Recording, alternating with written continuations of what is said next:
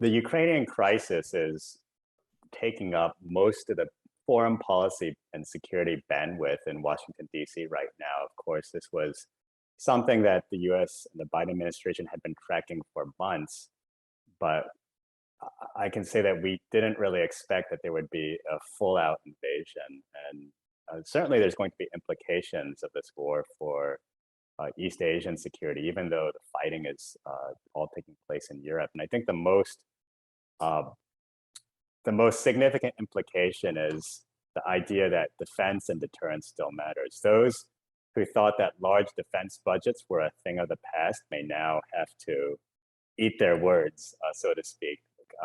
China is not Russia, of course, and so in East Asia, in the Pacific, China is a large authoritarian country, but it's this idea now that a great power with ambition may be able to coerce or bully other states.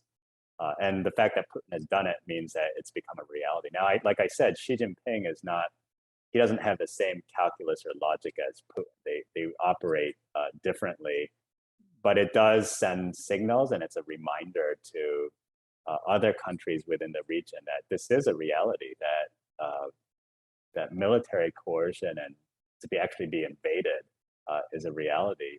But my concern, of course, is that in thinking about defense and deterrence, that East Asia will become over-militarized and that we're going to see a widespread arms race. So defense and deterrence is obviously a good thing, but it can also lead to these repercussions just because of the way international politics works out, because of the conditions of anarchy and mistrust. You can also over-militarize and create a security dilemmas and a widespread arms race. So that is certainly a concern.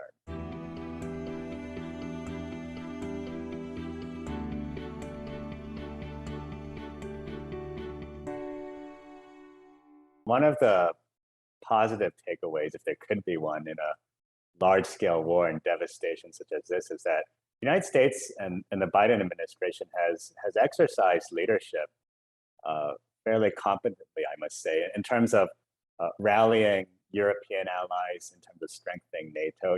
Many argue that the one thing that Putin did is the very thing they wanted to do, which is to avoid strengthening NATO and NATO shifting eastward. He may have actually unintentionally provoked. So in some ways, the U.S. has done. I think the Biden administration has done very well in rallying allies and partners around the world. In Europe, of course, we've seen solidarity for the most part in a Western response to the Russian invasion, but also in East Asia, we've seen allies committing to sanctions.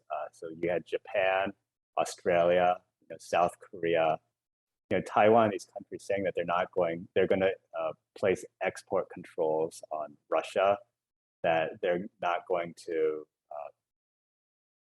ship any goods to Russia during this time. And we've seen even countries like Japan, that's somewhat surprising because they don't have the most generous migration policy, saying that they would accept. And in fact, I think they have received some Ukrainian refugees within Japan. So we've seen a positive response among the U.S. and its ability to galvanize allies and partners together. So it is an opportunity, and oftentimes you never waste a good crisis. And I think the Biden administration has taken advantage of the Ukraine situation to try to strengthen its allies and partners and sustain what it prefers, the order it prefers, which is a liberal international order.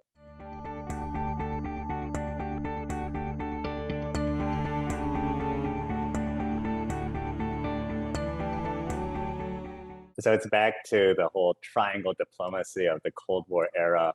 I think Beijing there is some opportunity now with Beijing in the Biden administration. The Biden administration has been very forthcoming with Xi Jinping. They've been trying to share intelligence about Russia and saying this is what Russia is going to do. Let me just start with Beijing, though, because Beijing is in a very difficult position. They had this February 4th agreement. Putin and Xi had a February 4th agreement right before the Olympics that signaled that these two countries were going to work together, that they were going to move cooperatively. So that's in this triangle, that's one leg of the triangle that we've seen strengthen. But now the CCP, Xi Jinping, they're in a bad spot. Beijing did not expect an all-out invasion, or if they did, maybe they ignored the signs and fell into wishful thinking that Russia would only compel and threaten the Ukraine, but not actually engage in a full-scale invasion of a sovereign country, which of course Beijing also supports. Beijing supports Russia and the Ukraine. But now Beijing has to tread very carefully in its response to Russia and the West. And so we find Xi Jinping on this defensive where it has to weigh and calculate its relationship with the West, with the United States and the EU on one hand, and Russia with the other. And Beijing is learning what it means to be isolated from the international community, and especially the West. I really think, as someone pointed out, I think it was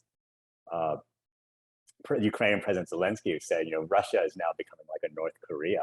So that creates space, that creates some room for the Biden administration to work with Xi Jinping.